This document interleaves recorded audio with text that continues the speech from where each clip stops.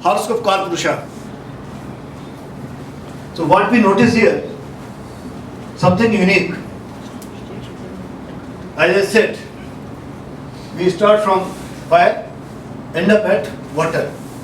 But before that, we notice from this house to this house, there is a joint. There is no gap. Like you are going on a smooth road.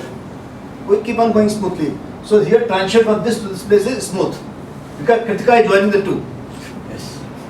So through Krittika, the two houses, there is a bridge. Yes. From this house to the birth, there is no gap. Krittika is making a bridge for you. Yes, sir. Keep on moving. What is happening here? Again a bridge. Yeah. Krittika is making a bridge. Yes, sir. Keep on crossing. But keep on coming here, again a bridge. But when you come here, there is complete de-link. No connection between this house and this house. There is a gap here. That is what we call in Sanskrit a Gand. This needs to joint. And that's why Nakshatras here and there they are called Gandant Nakshatras. So what does it mean? Here there is transition from water to fire. So wherever the horoscope find transition from water to fire, there is a gap. That means persons born here and here, they are special. So they are coming with a special message. They are different from persons up to here. Persons born under Krittika, firstly there is little difference. I think I will come to that little later. Whether to start from Krittika or from Ashwini Bharani, both are correct. Both are correct. If you notice, while doing a cremation of the father, what is done? Either eldest son or the youngest son. They are asked to do the rituals. I think this throughout India the same. Yes. The middle one, suppose a man has got 3 sons and he dies. So society will say, the priest will say, either eldest, if he is there, come and light the fire, or the youngest. The middle fellow is not being asked to perform that rite. Why? The normal system doesn't have answer. Only astrology has got answer to this. Something very strange. Yes, sir. Where from the astrology has come in between? A common ritual, lighting the fire of the father. Why it is being done by eldest or youngest son? You see it here. Oh, very, very well. What next? Okay, this is just explaining it. The one simple solution is, when the first child is born, along with that, the husband and wife, they are also born as father and mother. Yes, sir. Before that, they were not father and mother. So on the birth of the eldest son, they are born as father and mother. And after birth of the youngest child, they are not to be born as father and mother. So process stops there. So the process of becoming father, it starts with the eldest son and ends with the youngest son. So in certain places, whenever there is birthday of the eldest child, they greet the child as happy birthday. At the same time, they greet both parents of happy birthday. Happy birthday as being father and mother. Because these 3 birthdays on that day. Birthday of the father, birthday of the mother as mother, and child as child. Right? So, but astrologically speaking, the process starting with the eldest child and ending with the youngest child. That means the 0 degree and 360 degree, they have got same value.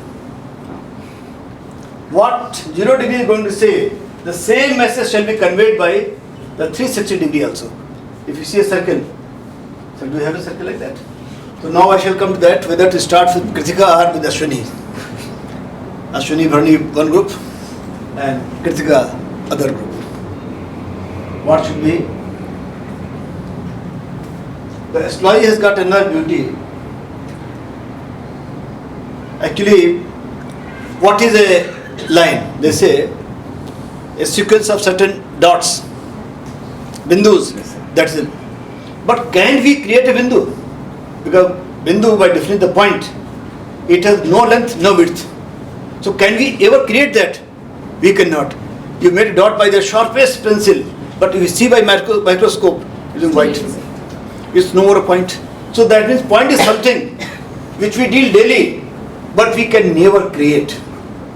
We can create only when we become totally introvert, go inside us. If that stage comes, as they say in yoga, normal yoga is, it is never formed unless that two things are joined. 1 plus 1 becomes 2, that's one yoga. And the perfect yoga is when 1 plus 1 becomes 2 becomes 1 again. Dutiyo nasti. Second person is not there, only one remains. That is perfect yoga.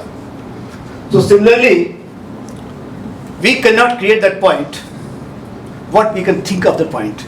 And when we merge in that point, only that stage we can realize that point. Otherwise, to realize bindu, create a bindu is not possible. We can create, we can appreciate only when we ourselves merge with the bindu.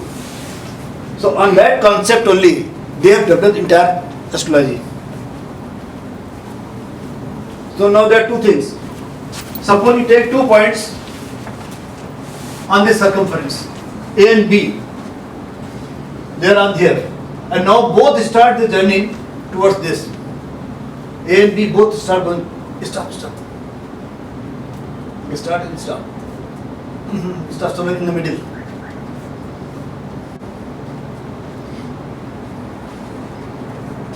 Yes, you can't stop. He hasn't become bindu. You can't hold it. Come on.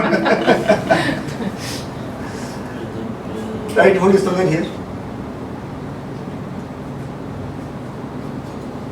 Okay, I explain. So suppose you start from this place, it starts from this place. So while they are here, what is happening? The distance for this point is also decreasing, and so is the difference between the two bodies. They were here, this was distance, but in case they have come here, it has decreased, further, and ultimately they all become one. So that means whenever journey on the spiritual path starts by two persons, their physical distance that start decreasing, and so is the distance from that ultimate truth. So whenever you are on a journey of ultimate truth, the two persons at different places, they start coming together. That's why in a class you might have noticed two persons having same wavelength without knowing each other. Within a span of, by the time the period ends, they start talking to each other. Because Satsangati has brought them together. They start going close, as close, further close. 1 point. Other thing is, if we take a point here, 1. So this is 0 and this is 360 both. Same point, if we take real point, itself is 0 and 360 both. So beginning and end, both are the same. So what has happened in case of Nakshatras? Almost all the modern books, they start from Ashwini, Bharani, Krittika and so on and so forth. But the Tattari Brahman says, there are two groups, one is Dev Nakshatra, other is Yam Nakshatras. I have discussed that here at length, but in different context. Today we shall discuss different context. This is the direction from Tattari Brahman. Krittika Prathamam. Among Dev Nakshatra, Krittika is Pratham. Vishakha Uttamam, and Vishakha is the last. Tani Dev Nakshatrani. Very clear direction. No ambiguity.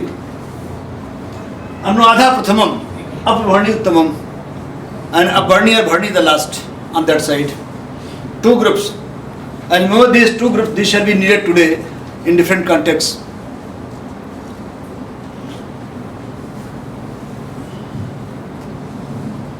Now if you see a child at the time of his birth, I have just shown it, we shall see it again. Just a child in the womb of mother, in what condition he is placed. And for realizing that, you think of yourself. you don't have enough clothes, and it's biting cold. What happens? You start becoming circle. Your knees start coming in, elbows going towards that, and you tend to make a circle like this. This is the position, not exactly penis case, not correct.